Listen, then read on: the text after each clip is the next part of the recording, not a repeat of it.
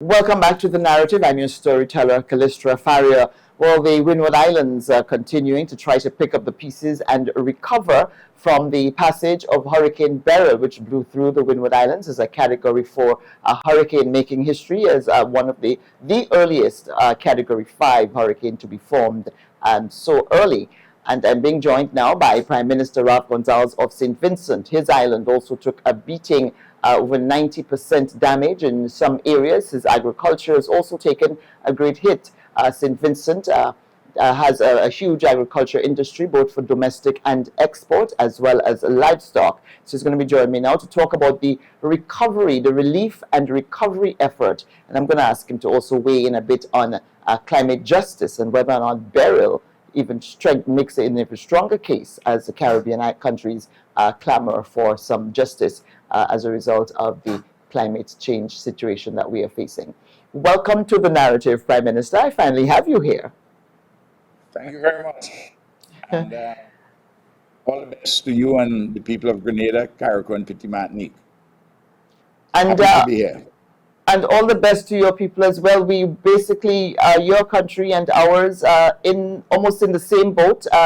Beryl did not spare much. I know that on Union Island you have 90% or more of damage and destruction to homes there, and you're facing a similar situation to us. Let's start with your relief effort. Let's talk about the human situation. What's happening there in terms of your relief efforts by your emergency response people? The first matter touching on concerning the human condition, which I ought to report, is that we have 6 deaths from Beryl. She's a terrible woman crossing us. I know they have terrible men too, but this one was awful.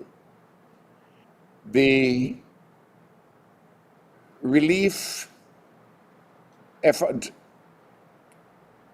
is going pretty well, but there are very different levels of the relief because of the different levels of devastation, destruction, or damage. In the case of the 5 islands in the southern Grenadines of our chain, Union was completely devastated. Just 1 or 2 houses stood up. All the public facilities are gone. Airport, hotel, schools, sport facilities, the hospital, all that's gone. On my row, 97% of the houses, clinic, church, school, everything. Of course, on none of them is there any electricity or water. I'm talking in the normal sense. We have relief water. And on Channel 1, about 90% of the houses have been damaged or destroyed. Palm Island, which is a resort island, they have to rebuild that from scratch. So too Petit St. Vincent. So those 5 are in a terrible condition. Then Mustique escaped. All its infrastructure is still intact. And we don't have to worry too much about Mustique for that reason and others. Bequia, depending on the estimate which you get, is a range between 20 and 40% of the housing stock damaged or destroyed. And on St. Vincent, significant number of houses were damaged or destroyed. Between Bequia and St. Vincent, I would say numbers, you probably have about 700, 800 houses you have to deal with. Then in the southern Grenadines, buildings, I'm not talking about resort buildings, we have 2,450 active accounts at the electricity company. As you'd expect, a few hundred of those are businesses, and in some households you will have an account upstairs and a different one downstairs. But broadly speaking, you would have in the region of about 2,000 houses, and on an average, well, you say 90% plus 95% are damaged or destroyed. So you can see the magnitude of the housing problem which we are having. And houses are more expensive to construct down in the Grenadines than on St. Vincent. If you build a house, just for argument's sake, from scratch for $200,000, which is not a particularly big house, a 3-bedroom house, and I'm talking EC dollars there, and you have to do 1,000 houses from scratch. 1,000 houses at $200,000 per unit. That's $200 million. You're not putting in the state structures and so on. And then when you come to the other places and you have another 500, 600, 700 houses, you see a bill gone over $300 million without dealing with businesses and government facilities. So it's a huge problem there. And I just want to define that aspect. But Prime Minister, I want to ask you here that some of these the homes, private homes, some of them would insurance kick in. I know that the government will have to step forward and Yes. provide subsidies and relief where it can. But I imagine that some of the homes will be covered by their own personal insurance coverage. You're absolutely correct. Some of the, a back of the envelope indication might be 1/5 or 1/4 of them might have insurance. The question is is to what extent the insurance will pay and what they're covering and all that. As you know, insurance companies, there's a contract, the fine print. It's not a bad thing when you have. They're quite lovely with you when you have to pay your premiums, when you come to make your claim. It's a different story. It's a different story. And so let me. But I was setting the backdrop to answer because I wanted to come to the relief issue. I would say that by and large, in all the islands, we have the security situation under control. We have the food and the water. In Union, of course, there's a greater problem because of the housing. So what we had done is that we had asked a number of persons to move out. So about 1,000 persons, which would be about 1/3 of the population in Union, estimated to have evacuated because we put on the fast ferry to provide free transportation. I want the able-bodied young men and women now to go back because we need a lot of manpower to do the cleanup, having stabilized the situation, and we're moving to the next stage as we go from relief now, and that is continuing, and we have to get to recovery, but we have to clean up the place, which is a labor-intensive matter, and that is the stage where we are at now.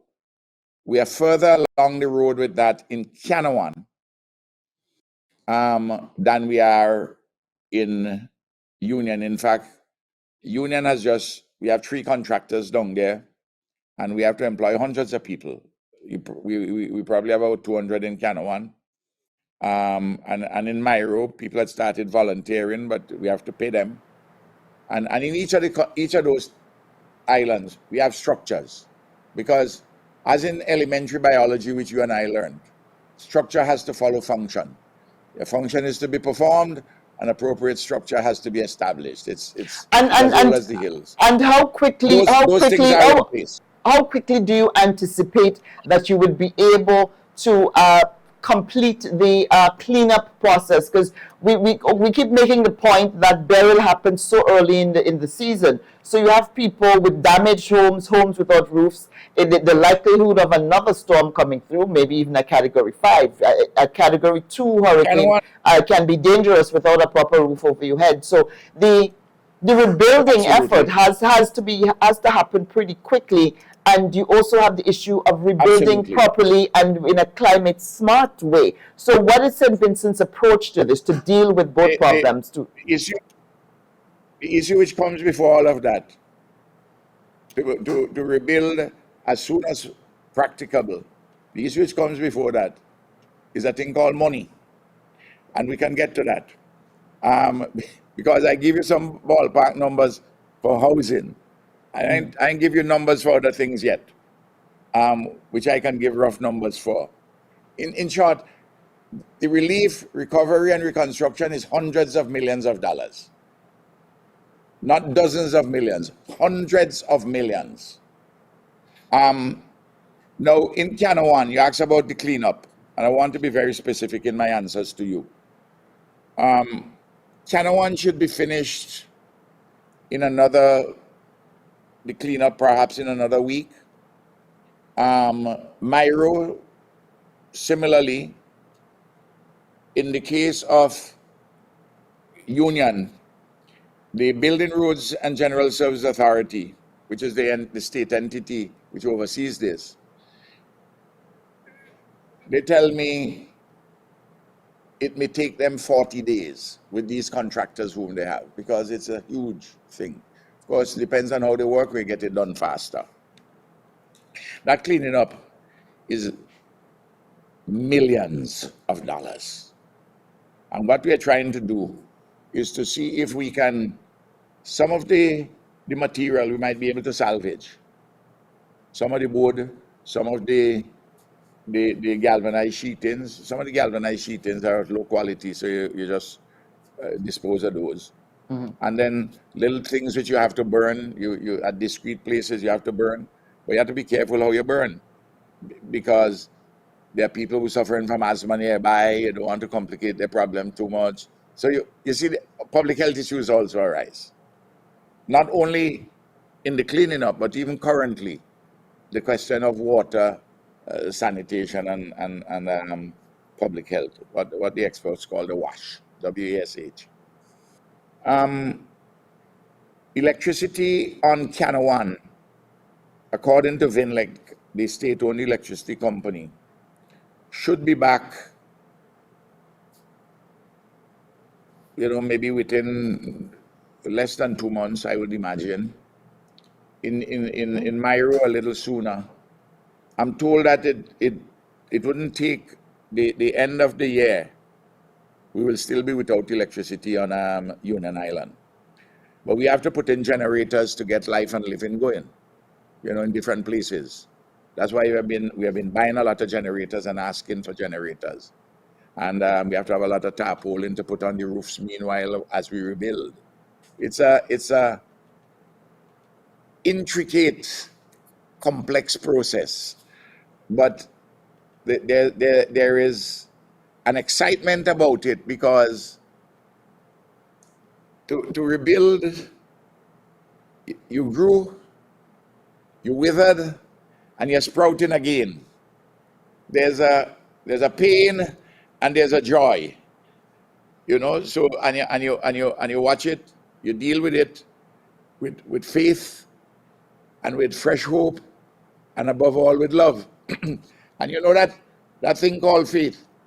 You know the classic definition in the book of Hebrews: the substance of things hoped for, and the evidence of that which we have not yet seen. And love is an ever fixed mark that looks on tempests and is never shaken. And the tempest called Hurricane Beryl not going to shake our love for one another.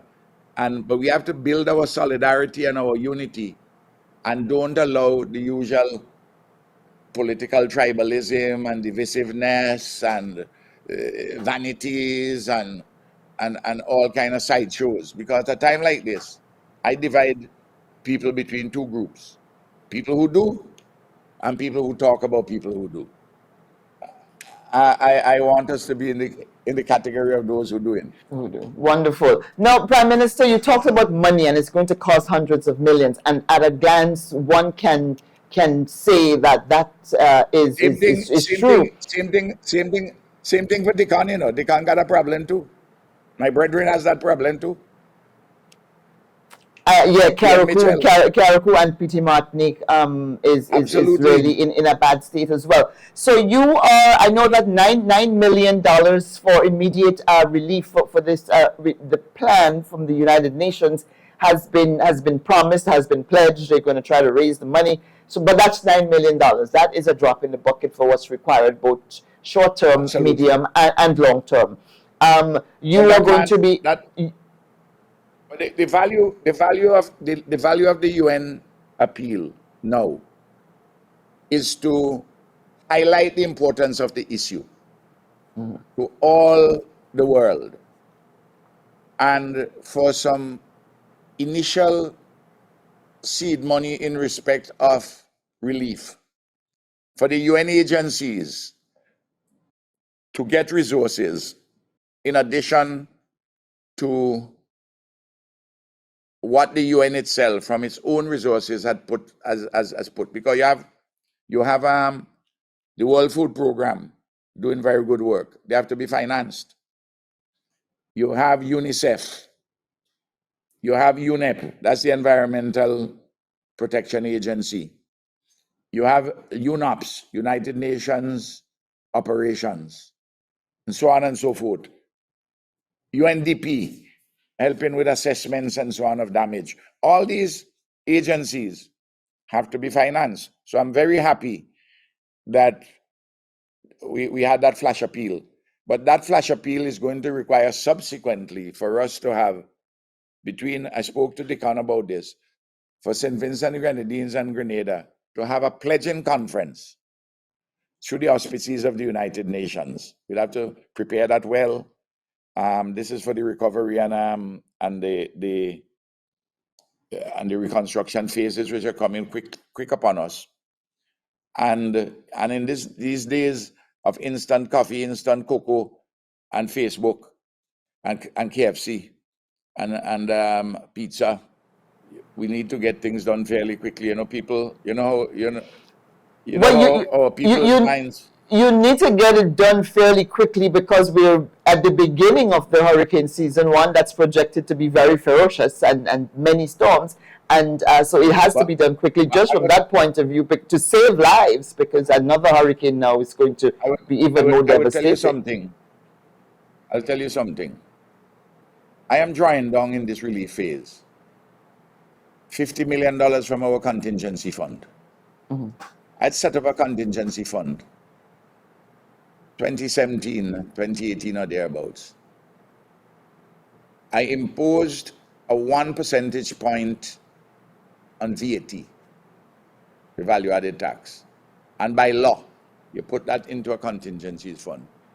When I established that, there are persons who are opposed to the government. They put their hand on their head and they say, mother work, Ralph is killing poor people. Another 1 percentage point on top of the VAT. I say, but this is a poor people fund, because when there are disasters, the poor people and the marginalized and the disadvantaged are disproportionately, they are put in a worse position. I had to dip in the fund for COVID. I had to dip in it for the volcanic eruptions. I had to dip in it for Hurricane Elsa in the same year as the volcanic eruptions. And now I have to go to it again. I can't take all the money out of it now because, as you say, this is the beginning of the season. But I have a problem now, so I have to take the bulk of it. So you're taking, To deal so with this, 50 I million rainy is the day, bulk of it. 50 million is the a bulk of rainy it. So day, you had about 70 million or thereabouts yeah, in it then. that's a rainy day fund. Your rainy And day and that is fund. still my dear sister, a small amount of money, slender resources for what the tasks are For at what you need. hand. You're also getting your catastrophe Caribbean catastrophe risk insurance fund. Yeah, but our Your is contribute. relatively You that's getting relatively 108 small million money. dollars, 108 million US dollars is what No, no, no, no, what no, no, no. Our 100. money is much less than that. Our money is relatively small monies. I don't what we are hoping to get Um, we are repurposing some money which we had which we had to a project from the World Bank. It's about 60 something million US. I want to have this to finalize the work on the catastrophic drawdown deferred option at the World Bank.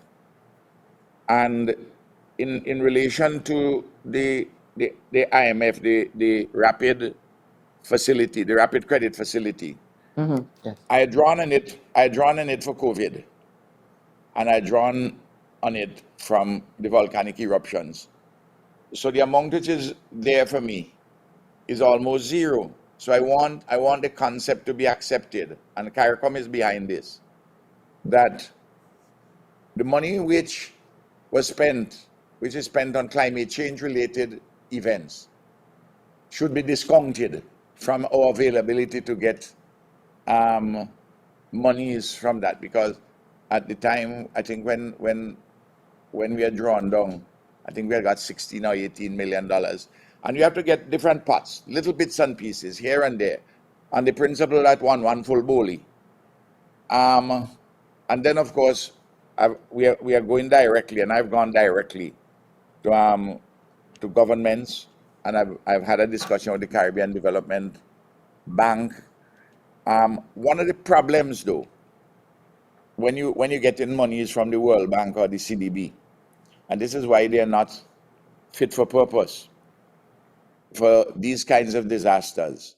If they put you on a program, put them towards a project, by the time the consultants finish with you and all the procedural requisites are gone through,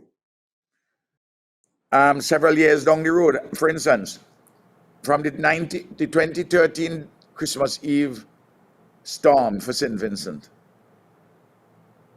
from CDB money, I still spending that, that's 11 years later.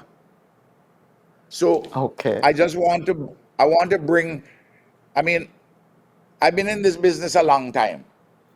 I know the ins, I know the outs, I know all the instances of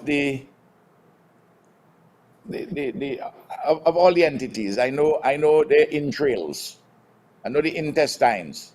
So you'll be in a, so you will be in a position to provide some good advice and guidance to the Prime Minister of Grenada, as this is his as this is his first rodeo. He's no, despite his newness on the block, he's offering me advice, and I'm taking advice from my brother. He and I will talk, and we will learn from each other. This is not a one-way street. He's a young man in whom I'm well pleased. He has I hope Keith ain't vexed with me because I say that. I think you just started. I think you just started yet another war, Prime Minister Gonsalves. No. We have to have humor. Yeah, we are Caribbean people. We have to talk with humor. Keith is also my friend. So.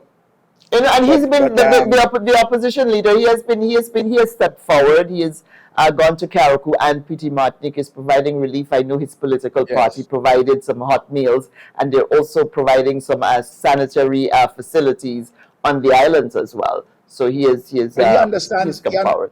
He understands what this thing is, because he was prime minister when you got the terrible hurricane of Ivan. So So he knows it.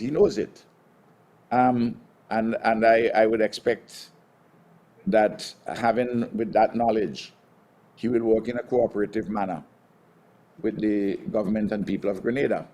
This is the narrative I'm on with Prime Minister Ralph Gonsalves of St. Vincent and the Grenadines. His country faced major destruction and devastation at the hands of Hurricane Beryl, which rolled through the Windward Islands as a Category 4 hurricane. St. Vincent's agriculture taking a major hit, as well as its housing. More than 90% of housing on the various islands of the Grenadines, including Union Island, devastated. More when we come back.